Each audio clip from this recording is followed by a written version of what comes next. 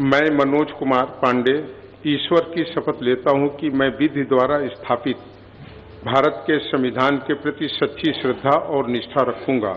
मैं भारत की प्रभुता और अखंडता को अक्षुण्ण रखूंगा। मैं उत्तर प्रदेश राज्य के मंत्री के रूप में अपने कर्तव्यों का श्रद्धापूर्वक और शुद्ध अंतःकरण से निर्वहन करूंगा तथा मैं भय या पक्षपात,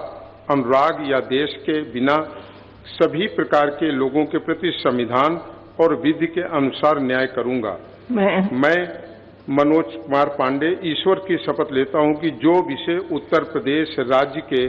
मंत्री के रूप में मेरे विचार के लिए लाया जाएगा अथवा मुझे ज्ञात होगा, उसे किसी व्यक्ति या व्यक्तियों को